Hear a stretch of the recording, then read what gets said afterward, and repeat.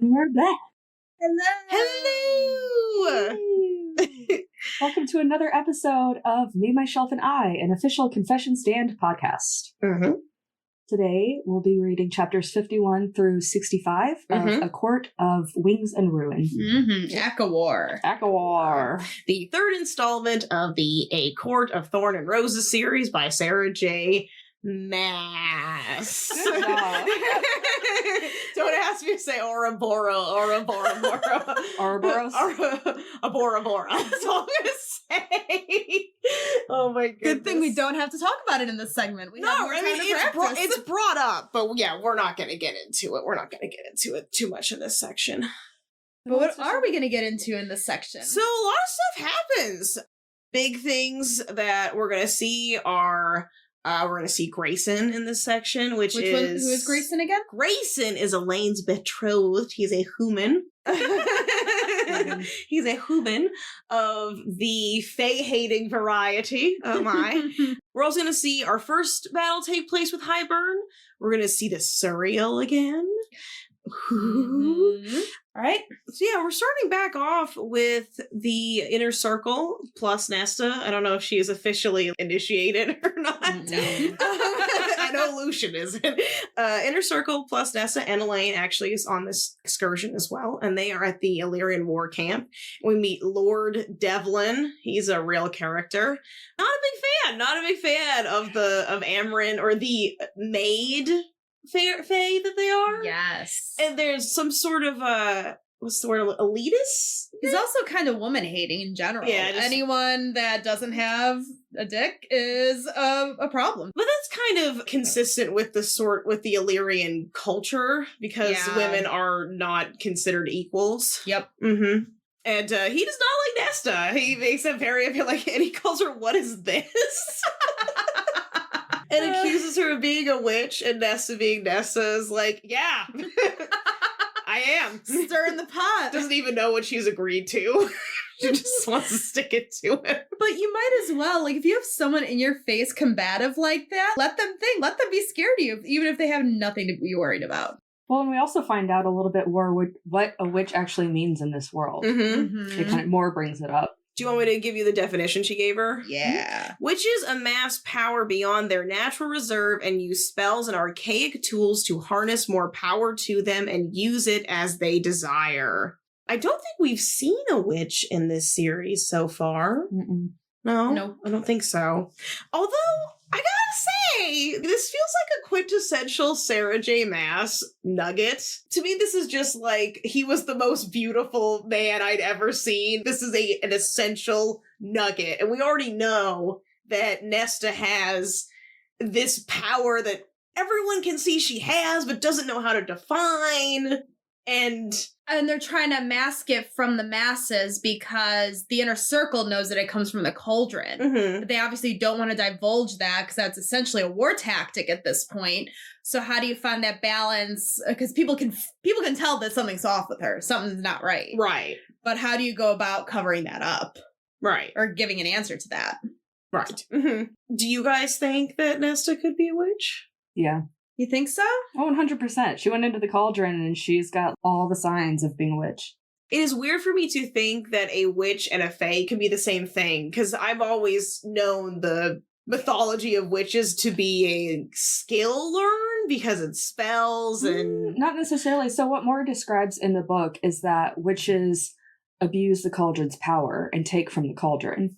Yeah, I'm in this universe. I'm just saying my understanding of witches. But your overall folklore mindset of it, yes. Yeah, it's sort of strange because I already know that fae are magical, so for them to be more magical just seems like they're just fancier fae. I mean, in reality, though, witches do use a cauldron to cook up power for themselves. So it almost really is true folklore. Yeah. Mm-hmm. Didn't think of it from that perspective. Literally, every witch. What witch doesn't have a cauldron that they cook stuff in? Yeah, but I understand it like Sarah too, where it's that idea that fae are already inherently magical. What more could they need from it? Well, not all fae. Only super high fae, and usually Which lords. she is. Mm-hmm. Yeah. She's high fae. Well, I meant more like lords or whatever. Like most high fae don't have a bunch of powers. That's fair. From my understanding, and Nesta is not a lord. I guess I forget that because technically Cassian and Azrael don't have powers per se. No. They're just very good fighters and they can fly. That doesn't make them powerful. More And they have the, what do you call the them? siphons, yeah, but those are magical themselves.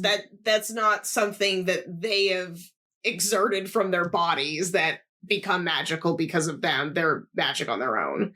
But Moore, I think, has powers, right? Or is she just a good fighter? She doesn't have any powers. But it's the whole unleashing of the Morrigan, or she's just a badass? Yeah, I think that's just to be determined. We don't know. We don't know. She's never showcased any type of power.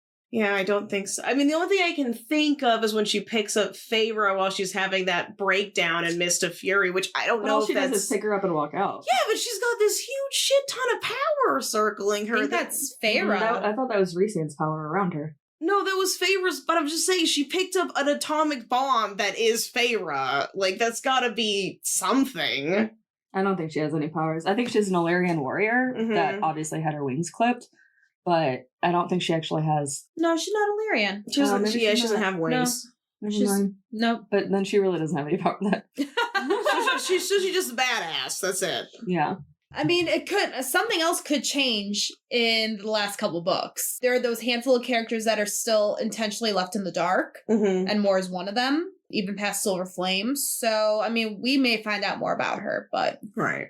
And then after we leave the war camp, we go to Grayson's house. And who's Grayson? Grayson is Elaine's betrothed. I mean, can you still call him a betrothed, even though she kind of skipped out on the wedding day? She's still wearing the ring, though. She kind of ghosted him. I mean, not that, like, that's...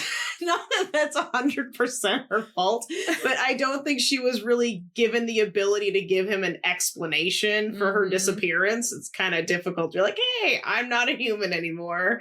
I hope we can still make this work. Why did they decide to go to Grayson's then? What was the goal of that trip to the human realm? Because they don't have anybody who could take in the humans on the border. So that is all the people that Feyre, Nesta, and Elaine interacted with that live on the wall. They don't have anywhere to go. The queens won't take those people. The Fae can't take them. So they're sort of stuck in no man's land. Well, and they're kind of anticipating the war starting like tomorrow. Yeah, exactly. And that's going to be a huge casualty. And no one seems to really give a shit about these people.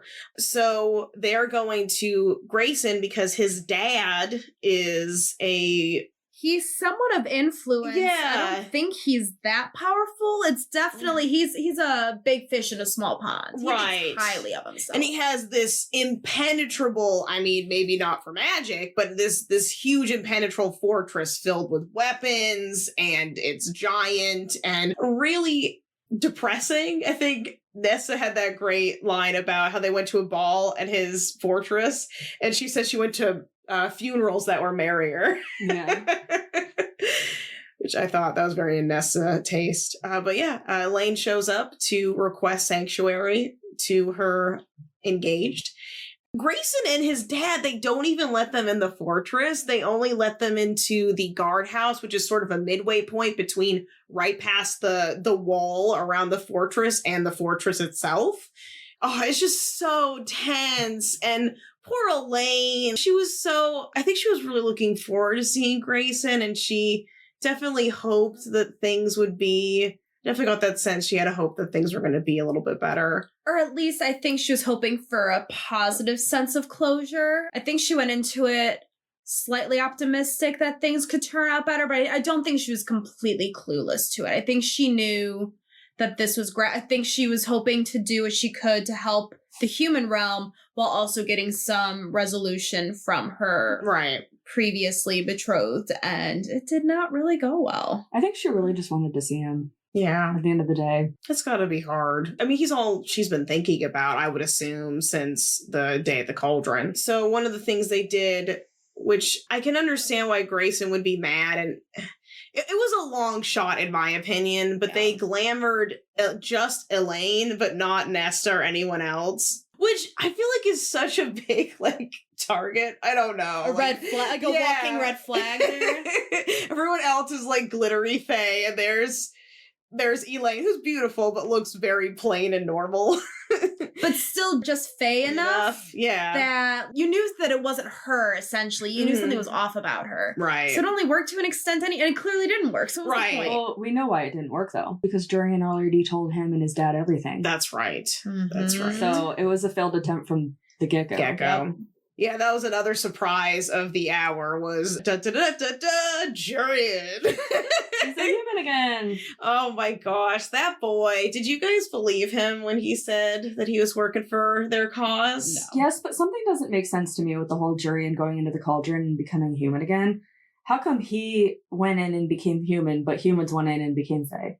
The whole Jurian thing is not my favorite. It's probably my least favorite thing about this entire series. I feel like it's kind of whiplashy and a little inconsistent. Like, he's very convenient. He shows up when Sarah J. Maas needs to, like, flip the story on its head. Yeah, I definitely think that he's such an interesting character, but he wasn't well written in the sense that he wasn't thought out. I agree. Do we know that he's not Fae in some way, shape, or form? He's not Fae.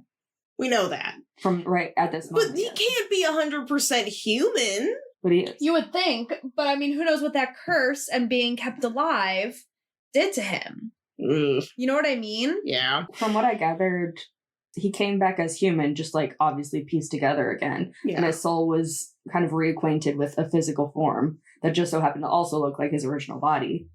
But it's never said that he has some new powers or new Fae, anything. That's why it was so confusing to me that he went into the cauldron and came back human. Maybe it's the spell that's kept him alive. Yeah. I think it has to do, that's the only thing that makes sense to me. And he was kept in pieces. Like, they had to rebuild him. One question, is he killable now? See, I don't know. My thought is he has immortality. Maybe he's killable, but he will not age. But see, if that's the case, why are Grayson and his dad okay with him coming back, but not Nesta and Elaine? Do they know who Jurian is fully? Do they know that he's a human that was trapped by the Fae for 50, well, even longer? No, 500 years. Well, he said he told them everything. So what does everything encompass? See, it's just like, it's not well written, and it doesn't, there are so many more unknowns than knowns. Mm-hmm. Yeah, I didn't think of it from the perspective, because, yeah, it depends on what Jurian classifies as everything. Because it can't be everything, because I feel like Jurian is always that one step ahead. But even then, while they're all sitting there and he's talking about Miriam and Dracon, he's talking about that relationship and how he played the good guy. So I would assume that they would know everything, because if they didn't, they would be flagging it and being like, whoa, wait, who are these people? What are you talking about? So I assumed that he told them everything, which makes me feel like he doesn't have any type of Fae or immortality in him, because they would never be accepting of that. It's hard for me to believe. I mean, Highburn, we really don't understand his thought process, but it's hard for me to believe that Highburn would keep a fully human person around him. Like, just knowing how much he despises humans? I don't know. And why is Jurian really convincing enough of a Stockholm syndrome of being kept by Amarantha that he'd be willing to stay on that side of things? Like, if I was being tortured for 500 years by them, what would make me think that they're a reliable ally at that point? You know what it is? It's weak character development. It also just doesn't make sense that if Highburn wanted to keep him around and brought him back to be a human, how is he in the human realm right now helping them as the double agent? What's the connection with that? Did he just like run away and Highburn was like, yeah, whatever, I don't have to worry about him ever again? Why even bring him back then? It really doesn't make sense, the purpose of Jurian, or why Jurian would need to be brought back. I don't understand that either. And then this cheesy line about how when they were talking about Miriam and Dracon, he was like, I don't want to find them for revenge. I want to find them to apologize on my knees. It's like, whoa, wait, what? Where did this come from? It is kind of very Hamlet. I'm going to pretend to be crazy so people think that I'm crazy so I can do what I want in the background and be saying, like, I want to be perceived as crazy so I can do what needs to be done to fulfill what I need to do. I don't know if I buy it. Right. It just all seems so lame. Which is interesting because I love Jurian as an idea. Yeah, I do too. I just don't think he was executed well. And I think that I find this with a lot of readers just from articles I've written and blog posts and stuff. A lot of people seem to have a huge issue with the whole Jurian, Miriam, Dracon. situation. It's because it's kind of forgettable. Yeah. Because And it doesn't make sense. It's so crucial to where Prithian is right now, and I can never keep it properly straight. Even when they first explained it, we talked about it in our previous episodes in the first book, that it was so confusing and hard to grasp what any of it meant and what the purpose of their being in the storyline was. I'm hoping we'll get more clarity as the series progresses with this relationship, because I agree with you, Spuds. I really like Jurian as an idea. I even thought, I know this is probably not wherever anyone's going with this, but I thought Jurian and Elaine would be kind of cute. I did too. And you know what I realized when I was rereading the section? Who I think Elaine should end up with? Grayson. Oh. What? Yeah, I think that would be really cute if, like, all of these things happen and maybe a war happens and she gets reunited with Grayson. It'd be really cool to see her back with her first true love. Don't give me that look. I'm allowed to have my opinions. I don't know if I love that one, but I mean, I feel like he has to have some awakening. If she ever does a book series or a book part with Elaine in it, where it's Elaine's story, it'd be really cool to watch her in true Sarah J. Maas fashion to have a few lovers before him, like Asriel or Lucian, and then come back and somehow reconnect with Grayson. It would be really cool. I kind of like them reconnecting as friends, but But what couple I am excited about, thanks to this section, is 100% Asriel and Elaine. I'm going to die on that hill. I was telling to say at lunch today that rereading this section, I was like, yeah, I'm into this. Right? Like, I do like Elaine and Lucian. I don't think it's possible personally, but You know, in true Sarah J. Maas fashion, how she always has, like, the kale, for anyone who's ever read her other books, and even, like, Bryce had Connor and stuff. And so it'd be really cool if Elaine's was Asriel, and then she ended up with, like, someone that none of us expect. Would be really cool. Because also Asriel, I love him to death. Don't hate me, I'm gonna get so much hate for this. He's kind of a really boring character. Yes. he is. He's really copy paste. I don't. He's just the broody shadow singer who, like, I'll be perfectly honest, doesn't have much of a personality. And his personality only comes out when he's, like, in the High Lord meeting, fighting and stuff. And it's like, where were these emotions throughout any of the other books? Yep. It just, I don't know. He's such a boring character to me. And Elaine is so interesting and dynamic, especially with her becoming Fae and dealing with the things that she becomes. I don't think she should end up with a wet towel like Asriel. I said what I said. I feel like I'm gonna get shit now because I think, as much as I love Elaine, I think she's kind of boring. Like, that's the majority of fandom right there. Yes. Right. People shit on Elaine. I'm not trying to be mean, and it's hard because I haven't seen much for outside of this book, so it's hard to say. Like, this is obviously, like, the most screen time she's had in this series, but aside from being sad and weird with her seer stuff, she doesn't really have anything else that goes on for her that much. That's so funny. I thought the seer stuff was so cool. Oh, I thought it was. I want to delve more into it because I feel like, not like in this podcast, like, talk about it more, but I want Elaine to have her side story kind of like how Nesta did.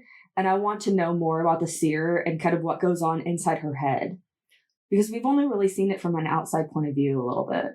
I'm curious to see where Elaine's story goes because I think she's got a lot of potential. I think there's just a lot of setup for her to get over her trauma and to acclimate with her new life. And she's getting these visions and doesn't understand them on top of in this new body, in this new world. I do think that her and Az's abilities complement each other in a way. And that is really fun to watch when they interact with each other. They seem to have a fundamental understanding about each other that I don't think anyone else They give does. each other a personality. Yeah, They form one whole person. Oh my gosh. We're two halves of the same idiot. Or whatever that is. But I do have a theory about the whole mates thing that will have to be covered in the next section. Because I think it's something we talk about all the time when talking about, I'll hint it, is that, I stand by that we're going to see a mated couple go against their bond, which we have not witnessed so far. It's I'm totally not. Elaine and Lucian. Well, it's most likely, but I think there's possibly another mated pair that could also be that example. So now I'm super curious, and we can talk about it next week. You know what? I'm for Elaine and Jurian. That'd be fun. I like that one. I think that would be good, personally. I think they could use each other now. Also, it would be so fun because Feyre doesn't necessarily like Jurian. She doesn't know how she feels about it. So it'd be really fun to finally have an in-law or whatever that, like, she doesn't like.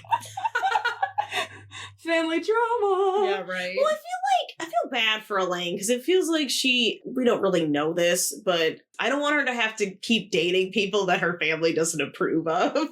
I do think Tamlin is due for a redemption arc. Not that I give a shit, but I do think it's 100% possible. He would make her interesting again. I like the idea behind it. I don't think it's the case, but him loving her gardening and being outdoors, him being the symbolism behind it, I think is really cool. What if Tamlin dies and she becomes the high lady of the summer court?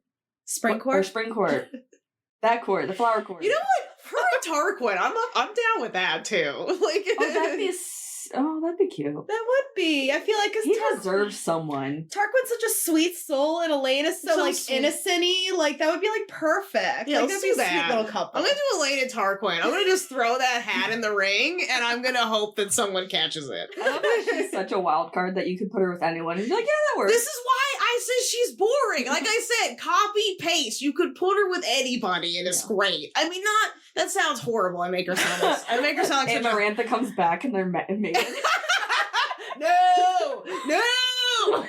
Or Ianthe. Oh, no. Well, speaking of Ianthe, we're Elaine gonna... and Alice. I'm just kidding. Okay, it's too far. Too far. Well, you know what's sad is... Yeah, totally! But let's go. I'm sure there's fan fiction out there about it. But speaking of Ianthe, she does make an appearance in this section. We're not quite there yet, but we are going to see Ianthe again, believe it or not. Jurian pops out of this little reunion that they're having and is like, yeah, they already know that you're a fae and you're being glamored, and Grayson is really rude to Elaine.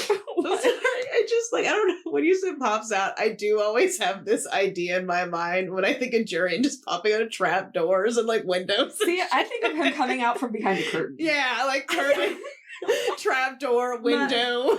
My very high level notes as I was listening to it at work, I say effing jury, and then the next bullet point, jury.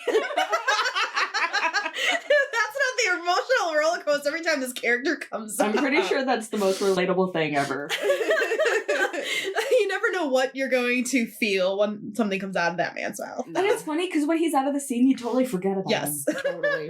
Oh, yeah. And then he comes back in later on, and you're like, oh, he's still here, I guess. Stirring the pot, stirring that cauldron for us. When we see him again at the Highburn camp, I'm like, oh, I forgot you were here. Jeez. He's like, where's Waldo? Found him. Here's this little striped hat. I found him. Wrapping that up, the saddest thing about that, hands down, so Jurian talks about his stuff, and then Grayson and his dad, they agree to the terms that they will be a sanctuary for the humans near the wall. On the way out, though, Grayson sees that Elaine still has her engagement ring on, and he demands that she takes it off. This was harsh. I mean, to be fair, yeah. If you're Grayson, I'd be pissed. You think so? I'd be pissed if you just ran away, but like also, it's such a gray area because he had his heart broken too. Like just as much as her heart broke, he also did it. Yeah. Because he loved her, and now she's become a physical embodiment of everything that he's been taught to hate in the world. And so he's probably going through kind of whiplash with it. The other thing he mentioned is that Jurian spilled the beans that not only is she fae, but she's also mated, and I'm guessing he explained that whole situation. Yeah, that doesn't feel good. It was interesting to see Elaine talk about Lucian. I'm trying to think of how it was worded. Like he said, you're mated to some fae High Lord's son, and she's like, his name is Lucian. And I was really surprised that she did that. Like, I know it's not necessarily standing up for him, but it's at least acknowledging him, which we haven't really seen her do much of. Yeah. I think it really shows her progress that she made. Because I don't think Elaine, a couple months before that, would have done that. Right, I agree. Well, and should I read this? kind of about this interaction. He said, "You belong to him." She said, "I belong to no one, but my heart belongs to you." Grayson's face hardened. "I don't want it." He would have been better off hitting her. That's how deep the hurt in her eyes went, and seeing her face crumble. Heart shattering. And I have to thank you, Spuds, because I didn't think about Grayson at all. And I can't imagine how difficult that news is to hear, not even from the person it should be coming from, which would be Elaine. I know that Elaine, I don't think, was given the opportunity to talk to Grayson. We really don't know. I'm guessing that Rhysand shut that down. And yeah, like, to hear that from a third party jury-in person, that must have been pretty tough for him. And there's got to be some jealousy in there. Her coming back still wearing the ring you gave her. You haven't seen her in months. You know that she's lying to you because she's glamored, and you already know that she's Fae. So that's strike number 2, because she already had left, even knowing the whole situation. And then there's got to be this crazy jealousy of knowing that he could never be her mate. Yeah. That's just something, but it's also just something he doesn't really understand either, or at least that process. But even with what he does know. Yeah, I feel like the word mate, like, the insinuation is that you do belong to someone. And realistically, if you're mated with someone, you do until you say no. Mm-hmm. I feel like, with a mating bond, because you're attached to someone. So I don't necessarily, if belong is the right word, but you are attached to someone until you are declining the mating bond. I feel like it's more like a string pulled taut until they agree to it. They're drawn to them. I don't think it's either confirmed or denied until it's formally done one way or the other. You know what I don't understand? I don't understand how, when we've seen mates in this series and future mates, how it's almost impossible and unbearable to be away from their mate even before they accept it. How come she doesn't have that for Lucian? Even through her trauma, you would think that with that mating bond, she would still be drawn towards him, and it would be really hard to turn him away. I mean, she was there when he left, and I know it was hard for her to have a more intimate moment and stuff. I think it's hard. Elaine's obviously going through a lot of stuff. I mean, like, think about it too. Feyre and Rhysand were mated while she was really depressed and staying with Tamlin. She wasn't necessarily drawn toward Rhysand. But she still thought about him all the time. I think, though, is the understanding, I think a lot of people discussed in, like, forums and stuff, is that the mating bond seems to be stronger in the men than the women. The men seem to know it first. Mm-hmm. And granted, the 3 women in question are the Artron girls, who are all human turned Fae, so maybe they just don't have that instinct in them the way that the males do, or it is a male-driven trait. That the men see it and acknowledge it first, and the women are just the ones that are accepting or denying it. That's a good point. We're not following a 100% Fae-born person having a mating bond like Khalees and Vivian. Mm-hmm. So we don't really know. They sort of talked about it, because I believe that Vivian thought about Khalees while he was under the mountain that whole time. Yeah. So since they are Fae-made, it might be different in I think that's a good point, Sam. So yeah, and we don't know the full story. We only know that high level story we heard in the meeting, so it's hard to, like, compare them. Yeah. But until I think I see a truly Fae, traditional born Fae mating bond, I'm not gonna. I think yet to be determined personally. Well, and 2 more things that I just want to bring up before I move on from this. When they came to Grayson and his dad about having human shelter there, he was like, "I don't want riffraff around." And Jurian, you are riffraff. Jurian pretty much told him that he would have the King of Hybern murder them all. They didn't house people. And he's like, "Yeah, okay, that's sold. We'll do that." Fine. And then also, when Grayson was saying all that stuff to Elaine and being really mean, Nesta actually slapped him. Oh my gosh! I'm not surprised, but it did throw me off guard. Would you like these fans? Damn, she smacked the shit out of him. I was like watching Will Smith and Chris Rock. Oh my gosh. Did you watch his new stand-up? Who? Chris Rock? No, I haven't. It's amazing. I just saw Blocks, the Neil Brennan stand-up. It's very, very good. And he has this part. No, we watched it together. Remember we saw Neil Brennan's Blocks? And he's talking about how he went to a party with a Netflix owner, and the Netflix owner does this toast, and he's like, I just want to thank everyone for being here and how much all of you mean to me. And Chris Rock goes, except Neil. And then Neil Brennan's thinking, I hope someday this man is publicly humiliated as well. That's hilarious. I'm not kidding you. He went hard. About the Will Smith thing? Oh, yeah. It was honestly deserved, but it was pretty funny. He did not hold back. And then at the end of the show, because that was the ending, he just threw the mic on the ground and walks off. Okay, Chris. His closing line of being like, I was raised and my mama told me not to fight in front of white people. And then he just throws the mic on the ground. Because he's like, why did everyone say, like, why didn't you do anything, Chris? Why didn't you do anything? He goes, because my mama raised me not to fight in front of white people. He throws the mic and walks off. He's so great. Anyway. We should watch it. It's really good. I definitely want to see that. Okay, but that's scratch. He that does part. some stuff on Meghan Markle, though. I don't know if Sam will appreciate it. No. Bad stuff or good stuff? I'm going to say bad. Realistic stuff. Realistic. Okay. Coming from a man of color. I can't really say much about it because I'm not a person of color. Right. That's fair. All right, so after we say bye to Grayson and Lord Nolan and Jurian, where do they go next? They have their first battle. That was fast. Yeah. And like, it's all glamour. They're hidden from Hiver and they slaughter all of them. And one more side question. Is their dad just like still gone? I know, who's right? dad? Archeron. Daddy Archeron. Exactly. Who's dad? You see, we don't even know if they communicated with him once Nessa and Elaine were taken to the Night Court. But they wouldn't have risked that knowledge getting leaked, though. You know what I mean? Like, hey, BRB took your daughters. They're now Fae. Peace and love. Like, what are they going to say? Girl, I don't know. Don't they have servants and stuff at their house? I wonder where our head of house are. Like, where are the people who pay us and stuff? Do we just keep the shit? It's Elaine's wedding. Are we going still? Like, what's happening? There's no Elaine. Jeez.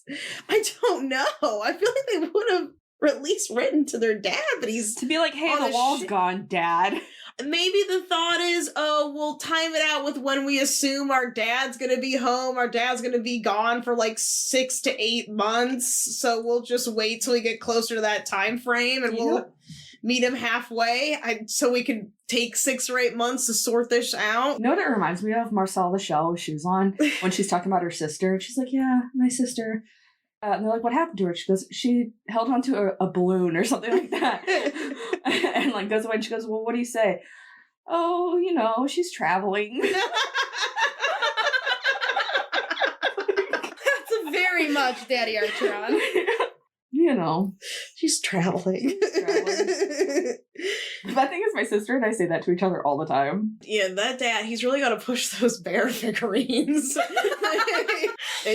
They're really getting up there in demand. It's a hot commodity. Oh my gosh. And then we get into battle. Yeah. One way that Jurian tried to prove to the Night Court that he was working for them is he let Pharaoh and Rhysand into his mind to show them what Hybern's moves are, which was opposite of what they were initially seeing in their battle plan. And that's how they figured out where they were going and send the Illyrians. Mm-hmm. And that's why they were able to squeak by and just barely win this first major battle of the war. Yeah, thank you for clarifying that. Jurian for the win. Whoop whoop. He's worth something. Until we forget him again. But also, what would we do without him? Mm-hmm. This important character in the book. Mm-hmm. That we know nothing about still.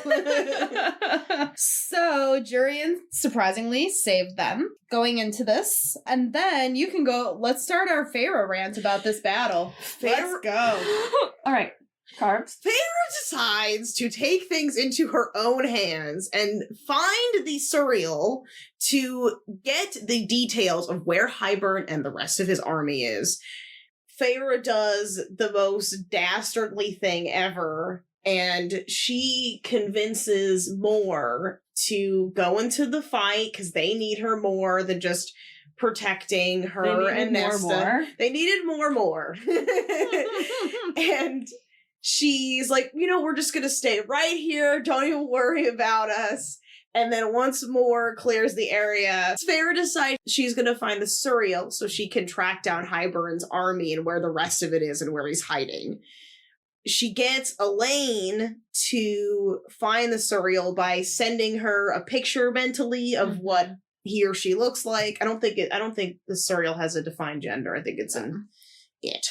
And Feyre winnows to that location. It's close to the Weaver's cottage. And the Suriel is, of course, happy to see her. She doesn't have a trap this time. She doesn't have a cloak or a chicken head or whatever. But I love how easy it is for her to find the Suriel, where it was like so known that, or it was told to her that it's really hard to find it and catch it. But to note that even though Feyre didn't come bearing any gifts particularly, she noted that the Suriel was donning a new cloak. Importance. Trace importantes. So Feyre asks the Suriel right out, where's Hybern's army? And the Suriel tells her that it doesn't know, that the cauldron is hiding its position and location. But, loophole, like calls to like, that's a quote right from the get-go. And Nesta has the ability to find the cauldron because she certainly took more than she was supposed to. And she can use stones and bones, runes, I think. Nesta can use these tools. I'm saying that very carefully because we also know something else that can use tools that we learned in this. Which they could use tools. Oh yeah. Didn't make that connection. Okay. What else does she ask her? She asks Suriel about the army, tells her that to do it through Nesta, and then she also asks about her staying with the High Lord. Yeah, that comes out. It said, I told you to stay with the High Lord, and that was when Feyre finally realizes that she meant Rhysand. I thought she already realized. No. Homegirl finds out now. It was this moment. Dead. God. It was today, then years old. Today, then years old. Of course, I don't. Maybe it's just because we've already came to that conclusion while back. And then in the process of her talking to the Suriel gets shot. Well, so the Suriel's in the middle of talking about how she can find the King of Hybern, and it's literally like, you can find the King of and then it gets shot in the throat with an arrow. Rip. By our least favorite person ever. Ianthe! How are you big girl? Out of any cool rocks lately? That's not nice. With that bitch it is. And Ianthe reveals that she got the King of Hybern to sort of unscramble her brain or unscramble the mental manipulation that Feyre can do as a Demare. And she still can't use her right hand, I think. That's the one part of the curse that still held on, was the damage that she physically inflicted on Ianthe. She deserves it. She was pretty awful. My goodness. It's so satisfying, but still not enough. You know what I mean? Yeah. Like, I want more, but it was also perfection in the moment. And now she has just become my mortal enemy because of the fact that she kills the Suriel. Yeah. Oh my gosh. Like, not gonna lie, this book in the beginning was kind of slow and drawn out and stuff.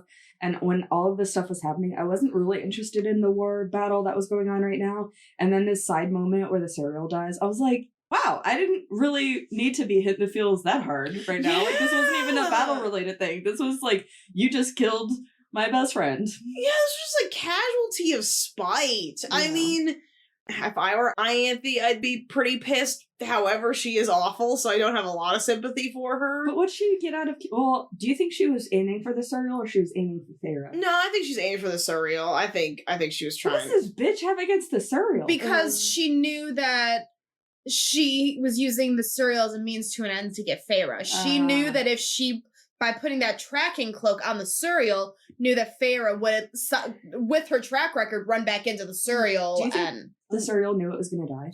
it did. Yeah, Aww. it did, Yeah. because it knows everything, right?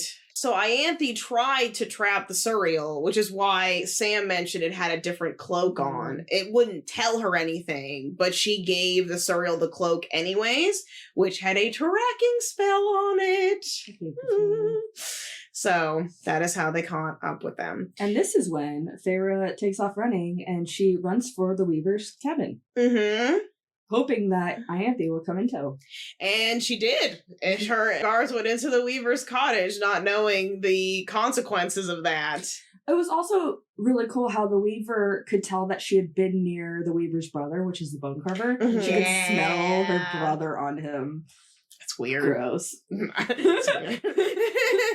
It was kind of cool to see her have a more positive experience with the Weaver. Yeah. Like, it wasn't like do or die of the first time. They kind of had this understanding. She's like, you don't need to eat me. I got 3 meals coming right behind me. Just like, hold out a second. I'm glad you know that, like, I'm trying to work with your brother. And then she books it. Yeah. Mhm. It was like That's really, fun. it was really savvy. Well, also, I feel like the Weaver had to have been like, kudos to you for outsmarting me that first time. Like, no one's ever done that to the Weaver. I was already hurling for the trees when the guards and Ianthe began screaming. So satisfying. All right, so We forgot to mention that Helion just shows up. yeah. And he covers up the Suriel because the Suriel dies, and it's like, I knew I was gonna And die. they buried But it you with were- the sun. I was gonna die, but you were so nice to me, and that's why I came. But also, like, what was he doing there? I think he was looking for Feyre. Yeah. That Helion was sent to find Feyre when they realized she was missing. Mm-hmm. So yeah, Feyre gets back, and Teleports her back to Rhysand. yeah, Helion teleports her back to Rhysand, and he's not as upset as I anticipated him being, but you know what? Rightfully so, because he pulls this shit all the time.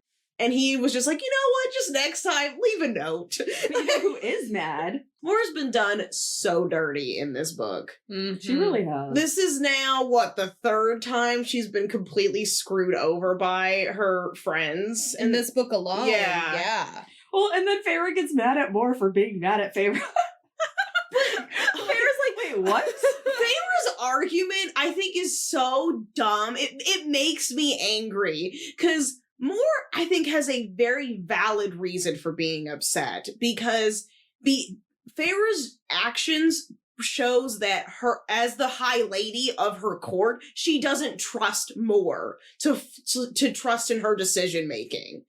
And that is a huge insult to Mhm. Mor. And just culturally and also as a friend. And then, of course, the other thing, too, is Rhysand's coming back from battle, and he sees Mor on the field. He's like, where's Feyre? She's like, she's not there. Like, can you imagine? I can't, yeah.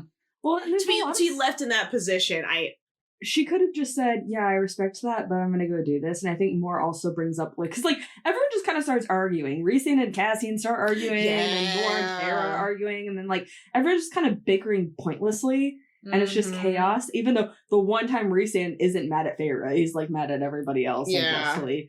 And Mor mentions that she's like, you're our high lady, and you should trust us to know what's going on with that Mhm. information. Like, you shouldn't just sneak away. yeah. Because this time Cassian gets hurt, right? Because I feel Yeah, like I so- keep losing track of who gets hurt when.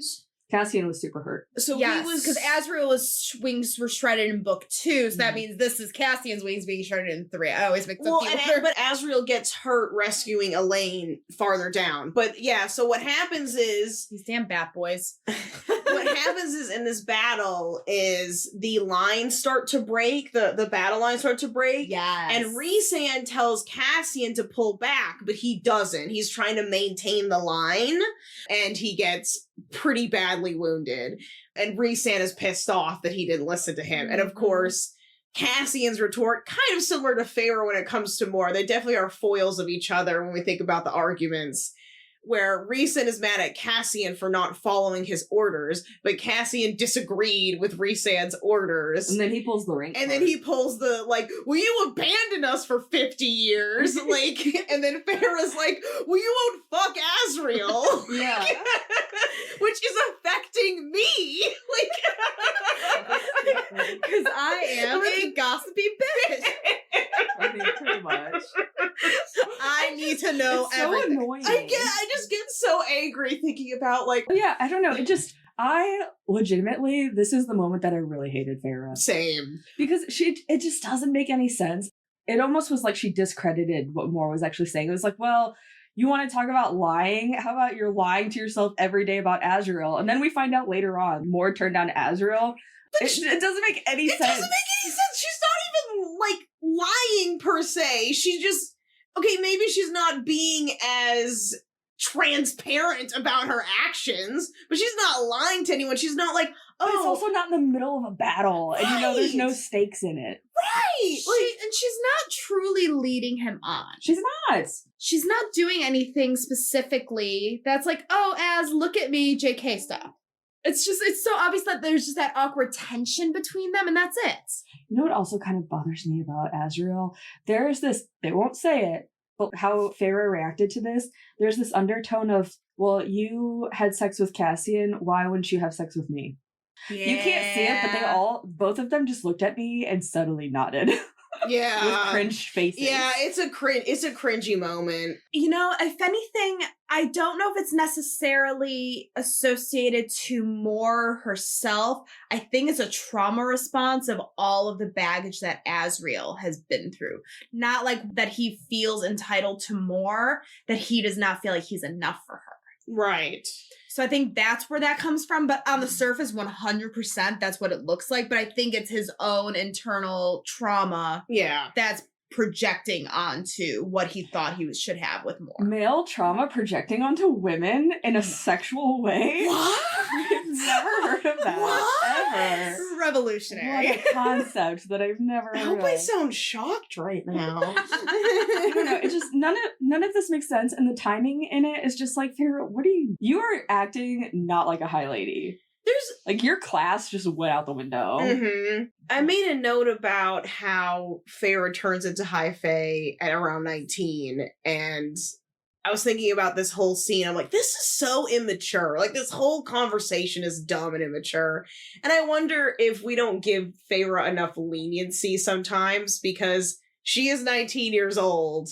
She shouldn't be And- high lady then. I'm just gonna throw that out there. Yeah. She can be your mate and your wife or whatever, but also kind of cringe that a 19-year-old or 18-year-old is this man who's lived forever's wife after only a few months. That's a whole problem in and of itself Yeah. that we can get into. I feel like the assumption is, or sort of the mentality around it is, oh, she's been reborn, therefore she has this sort of otherworldly maturity to No. her, which just isn't there. There's a part of me that's like, I want to applaud Sarah J. Maas for maintaining that immaturity, to staying true to her as a young girl who makes dumbass decisions, because that's what 19-year-olds do. Do you think she intentionally wrote it like that? I think that Sarah J. Maas really wanted to explain Mor's position when it came to Asriel, and she needed a device to do so. And it's easy to do that with Feyre because she's so gray and a gossipy bitch. I So- honestly hate how gossipy she's become. I wonder if part of it is her overcompensating. I think you had mentioned before, trying to catch up with this 500 years of relationship and history, which is intimidating. Like, she's clearly got a relationship with them all, and that's not inherently the issue. But she's the newbie, and that's really hard to take on. But they've been so welcoming to her. I don't think she's actually had to experience what it's like to be the new girl. Right. That's true. That's Like, for me later on. Moving around a lot my whole life, she is nothing like, the experience is nothing like what a new girl actually That's fair. experiences. Mhm. I made a note, and this was a question I brought up, which is, do you think as High Lady and as Rhysand's mate for life, is Feyre entitled to know? No. Yeah. It bothered me before Yeah. they were even mates when she was like, these are my people. Yeah. It's like, you've literally been in this city for like 2 weeks. Calm down. That would be like me moving to a new city and being like, my people, I'm from here. I will protect you at all costs. She's got so much time. Like, she's immortal. Like, I understand storytelling wise the necessity for her immature behavior to be a device to move through this story, but time and place, this was not the place for that argument at all. No. They were just finishing a battle, and they're like, well, you need to be honest about Azrael. It's like, what are you talking about right now? Cassian's like dying right now, and he and Reese are duking it out. Why are you so worried about Azrael's sex life right now? It's so weird. Oh my gosh. I don't know. I will say this is the point where I really start to not appreciate Feyre as much. Yeah. This was the moment. This was a turning moment for me. Slowly starts going downhill. Mm-hmm. I also want to make this note about Azrael too, like just while we're on the subject. He's the one that's holding a torch for someone who obviously does not. I feel like it's so easy to like focus it on how Moore isn't acknowledging it. Whereas, but what about Azrael? Yeah. Like, can Azrael not acknowledge it? Yeah. Is that a thing because he's this broody, self-deprecating male shadow singer that he... Okay, you can crap on Moore for not bringing it up, but what about Azrael? Yeah.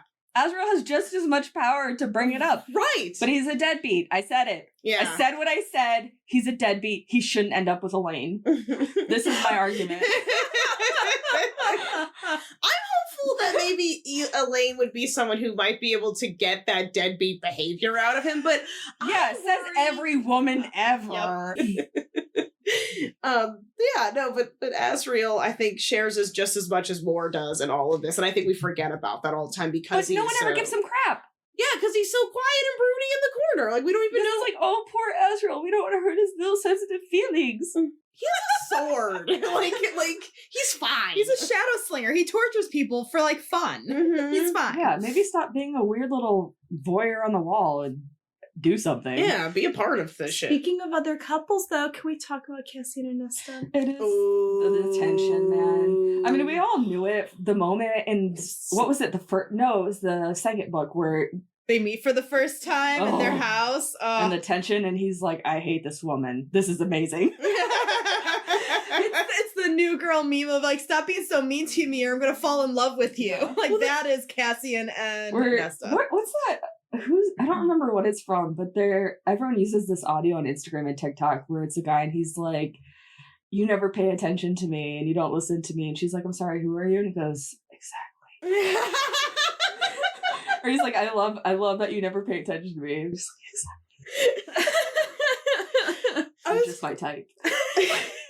I was gonna say there's this really interesting scene in this section where Nesta notices that his arm is swollen, or like his wrist is swollen, and like no one else can see it. Like, not that he's like broken or anything, but she just catches on to that he's injured without anyone else. Possible mates. What? I will say that sounds like some mate shit. It does sound like some mate shit.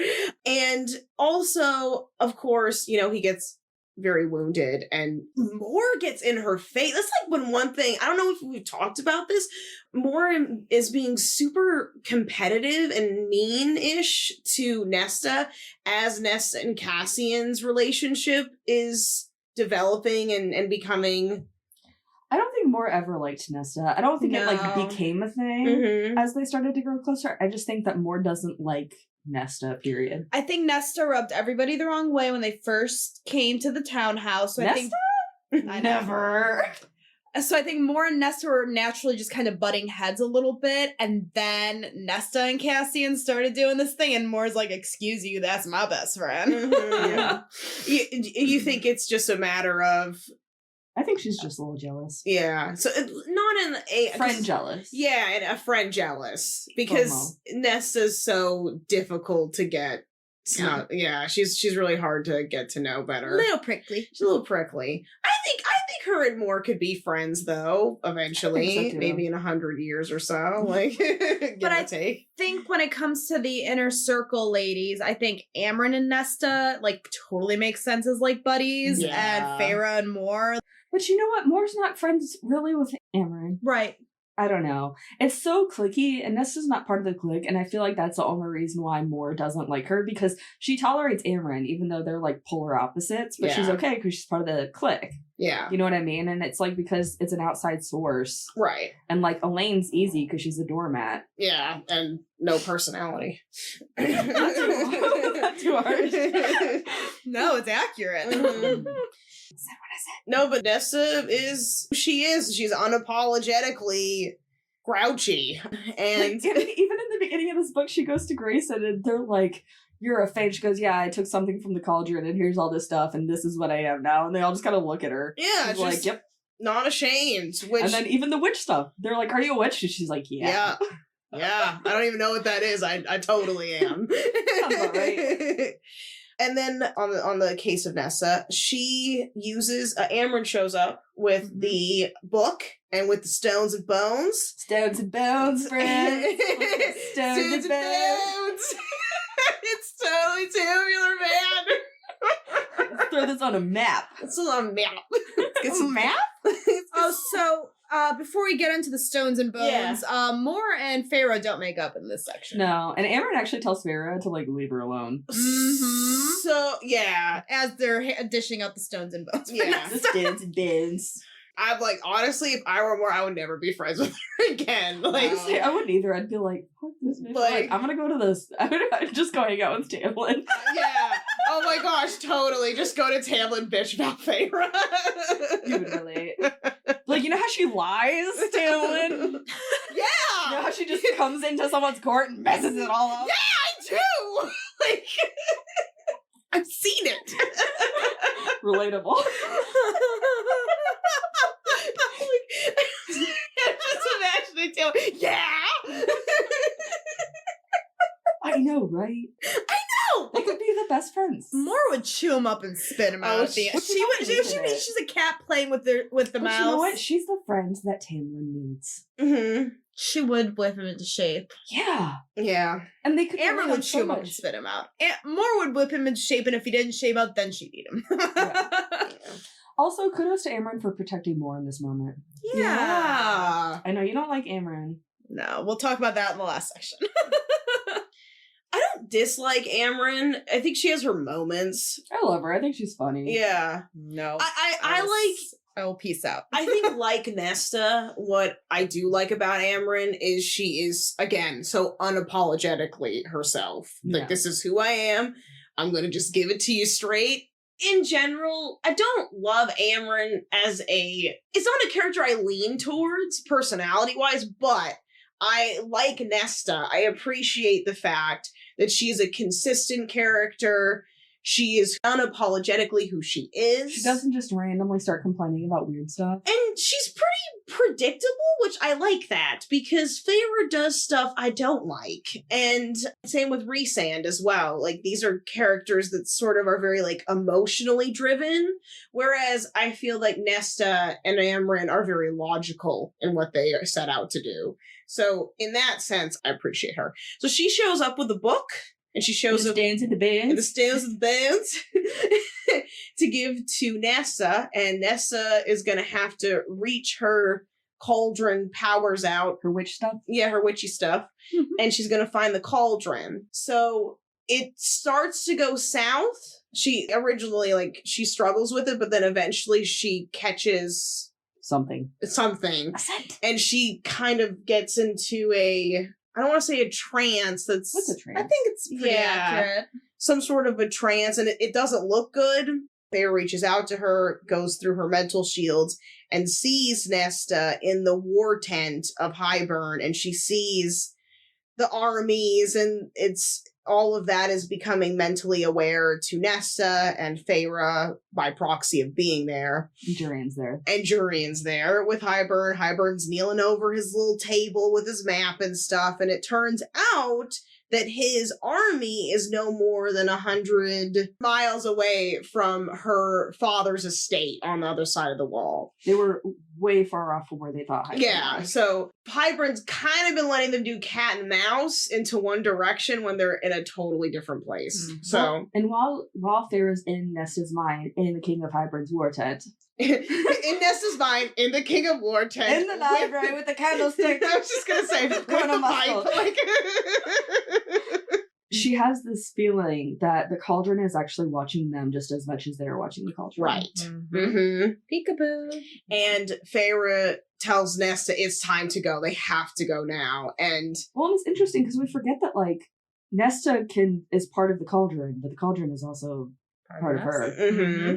Can take the girl out of the cauldron, but you can't take the cauldron out of the girl.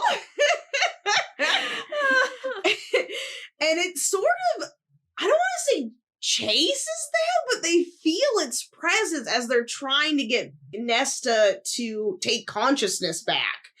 And It's almost like it can grab her and Mhm. latch her and bring her to where the cauldron is. right. There's this fear of that it can almost winnow her. Mm-hmm. I have a smite question. Yeah. If the cauldron drew Nesta to the cauldron, Hmm. and she From- went back in the cauldron, would she kind of like be okay? Would she come out human or just, like Faye with what less? if she just took more from it? Because like she's already been in the cauldron once. Can she cauldron again? It's weird to think that she could even take a lot. Like, I think what is interesting about the cauldron is it's sort of this living thing. It has like a personality. It has biases. It has right now resentment. So it's hard to say what it wants to do. I mean, even though it's a pot, But even like not even one. But even if she went back into the cauldron, like what its decision would be, what or if how she it took would more? how would it manage Nesta? I don't know. Does Because she become more powerful? I mean, the last Do you even cauldron? it's kind of like the teacher, the student becomes the teacher type deal. She But then went what if into you, the like, one-up cauldron. it? She went into the cauldron, became the cauldron. Now what? Like, Yeah. is this But, a like, now is could this she equal footing? become the like cauldron master? I don't know. I don't know. I just thought that was so interesting that they're so afraid to have her near the cauldron when it's like, but you already stole from the cauldron once. Give yourself some credit. Mm-hmm. What else can it do at this I point? was under the impression the cauldron wants to take back what is theirs. Is But Yeah. she was so strong to steal it in the first place. Who's to say that she didn't weaken it and she can take more? I had wondered about that actually. it, Is What it if just she being just- petty, What or if is she it just missing? became this like ultimate being, like the universe? What if she became a cauldron? What if the cauldron turned into Nesta? And like Nesta, Alright. no, I'm serious. What if Nesta was the I know this sounds crazy, but it makes sense in my head. What if Nesta took so much from the cauldron that she becomes the cauldron? So, like, What if it's a man, but it's also a baby? But no, like, but what if she becomes the new? So right now it's a cauldron, but what if the cauldron entity becomes a Nesta? Sorry, this is very Jesus God. I know, you know what I mean? Like, I'm trying to say. You were very much like wanting Nesta to fall down a villain arc, and this is what I you're trying know. to do. We'll talk about this after Silver Flame. What was I saying? Yeah. So like cauldron. Yeah. Nesta goes in the cauldron. She takes some from the cauldron. She goes back in the cauldron. She takes more of it. Cauldron disappears. Becomes a Nesta. And Nesta's a cauldron. No, but Nesta's a Nesta. But like, is the cauldron. the old cauldron is now a Nesta. is now a Nesta? It it makes so much sense. Sorry. Hot meat kettle? It's just But that's it. It just becomes a Nesta. It's just that's an appliance, and this is a Nesta. Like, You guys just don't understand. no, I get what you're saying. Why you're the Nesta of our group of friends? Yeah. I get what you're saying. I don't know. Like, I genuinely just don't know. I don't know what the cauldron can do. It's weird for me to think this all-powerful being thing that is life and death in one big old thing would allow Could be a Nesta. would allow a person to take from it. It Which didn't is allow it theirs. though. She took from it because she's But how does something She came down in a bubble. She's a princess. That's exactly what you sound like right now. She came down in a bubble, dog. Grow up, girl. Yeah. I'm gonna stab him. My other favorite meme. Ugh, I relate so much to that guy. She was a princess of the Wicked Witch of the. What she said? Her sister was a Wicked Witch of the East, bro. You're gonna sit there and tell me that I'm wrong? need to memorize that, so I can just like whip it out whenever I want. Because that's Fine. exactly what you are right now. I'm fine. And you know what? He was right. He was. He He's a was. princess. Grow up, man. Just leave. You guys can record the rest of the episode. I'll see myself up. This is probably the most I've giggled in an episode. Where were we? The Nesta. The Morrigan, the Nesta, the Cauldron. So Nesta comes back. She breaks her trance with Feyre. Yeah. After the Cauldron almost sucked them in because Nesta is the Cauldron is Nesta. That's how I got it. Thank you. That's what I'm trying to say. And she drops Snow's bones, creates a perfect circle around the area where Hybern's army is. Mhm. And that's how they know. That's where everyone knows the army is now. On the way out, so Varian funny. runs into That's Amren. right. I was about to Literally mention wraps that. her around his waist and runs off He with doesn't her. even say anything. They just start making out. Those two little And then I lovers. love Amren and Varian didn't even bother to join us for dinner. You know what's so Good for funny them. though? They were already feasting. They were already having dinner. They were on to dessert. They had like 6 or 7 courses. Full course meal. He says. I mean, all she needs is blood. Does she really have to go anywhere? Yeah. She's like a vampire? So this is why I like Amren, because like you think she's cold hearted, and then you see her with him, and you're just like, okay, she has a personality. Yeah. I like Amber and Varian. They're I do cute. too. And I like Tarquin's response to it. He's like, we'll alternate who has to deal with them on holidays. Yeah, with when he says that Therese. But also, Varian is so brave to I fall in love with Amren. I do love the development of their relationship because I Mhm. remember when she saw him in Mist and Fury and they had come back from the night court. She's like, he can't decide how he feels about me. Like he's totally into me, but he doesn't want to admit it. Like, and then of course, like she helps him out during the crusade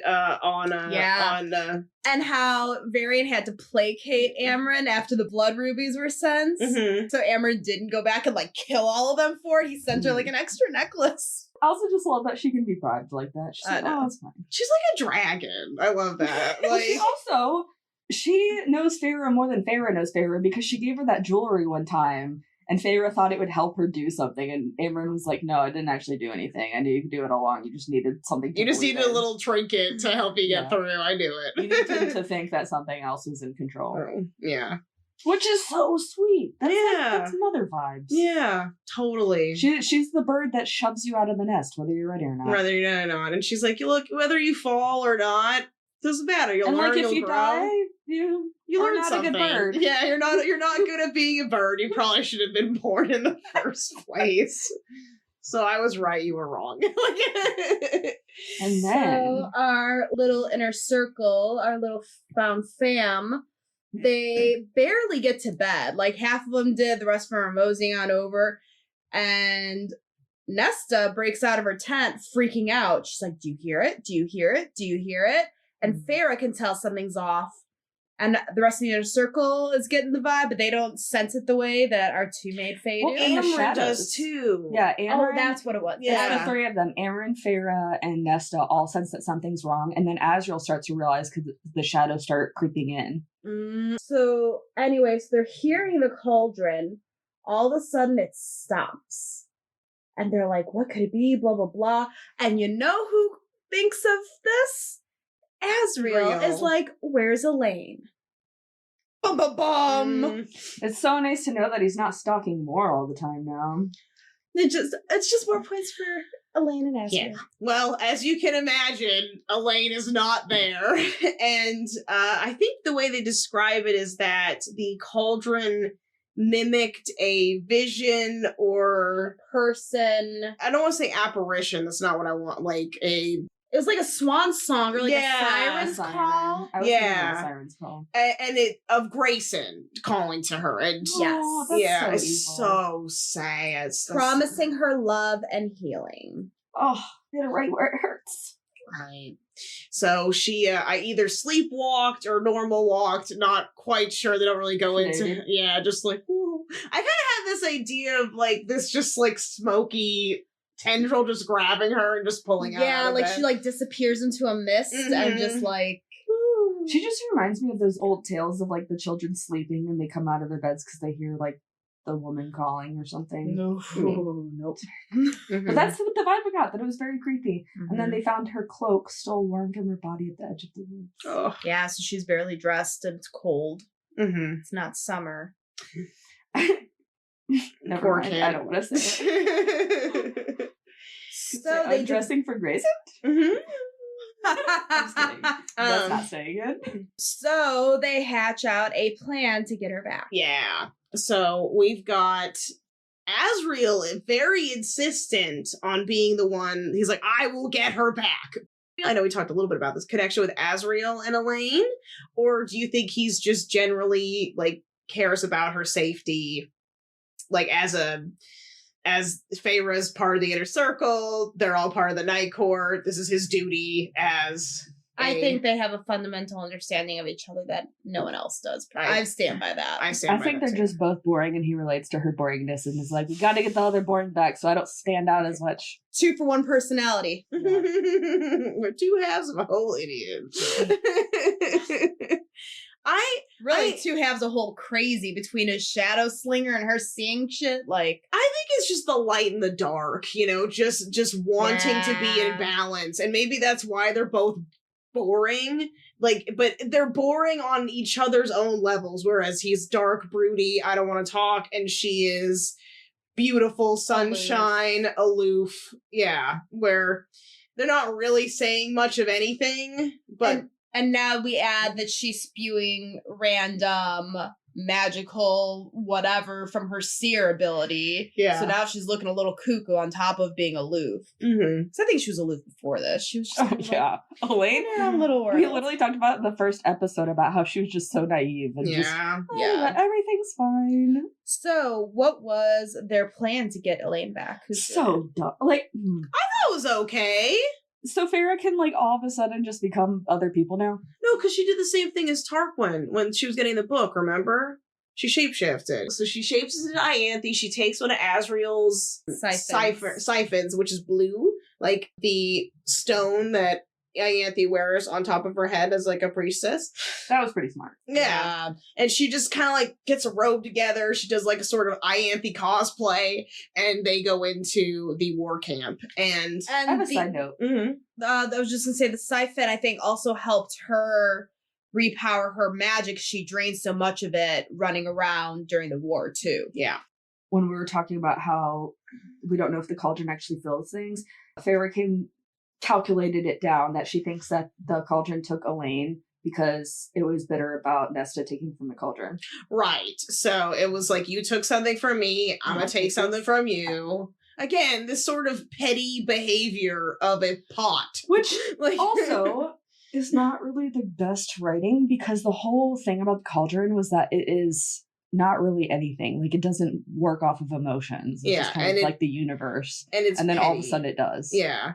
Because it did the same thing with the queens going in. It was mad. A pot was mad at Nesta for taking too much power. So it cursed the next person who went in to be an old, ugly spinster or whatever. I agree. I do find that description of, or that trait of the cauldron to be a little vexing, and just doesn't seem cohesive with the storyline, but that is what we're at right now. And also, this is through Feyre's perspective. This is what she thinks the cauldron is thinking, so who knows? Maybe the cauldron just was like, well, I'm here, I'm just gonna take Elaine while I'm here. Like, she's obviously, like, asleep and everyone else is running around. So, who knows? It's hard to say whether or not this was the plan all along, was, I'm pissed off because I'm a pot. Ianthe and Asriel, he sticks in the shadows. She goes to the war camp. Jurian realizes it's Feyre. Always Jurian, man. And he's like... He's gotta have some sort of powers. I know, right? Do you think he hooked up with Ianthe?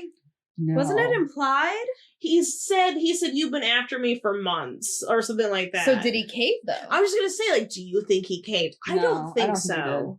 He's probably like, he likes to stir the cauldron, but I don't think he would stick his bits in it. Yeah.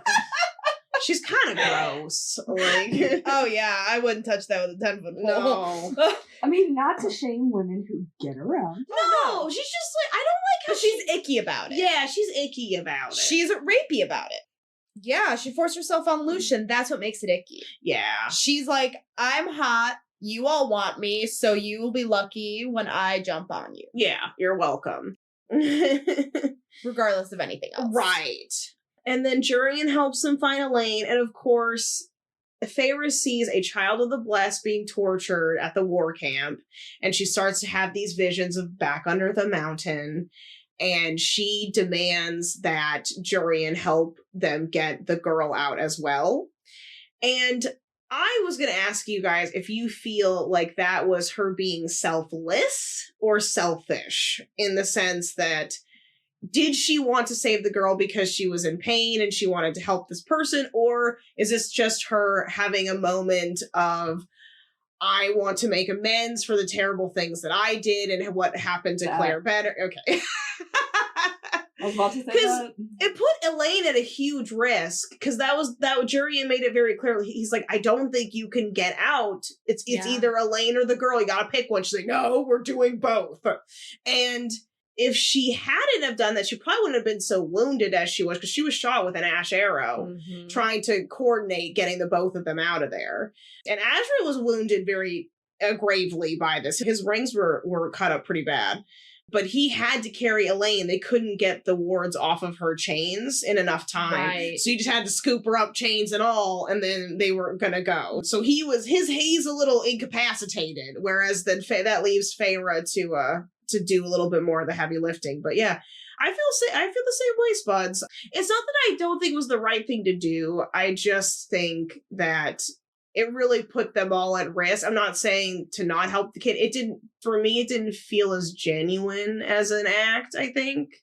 Whereas it's more of like, I'm really tortured by what I've done, and I'm gonna... I don't think she did it for the girl. I think she did it for herself. Yeah, I think she did it for herself Really? as well. Yeah. I think there's always that need in Feyre to help someone who needs help.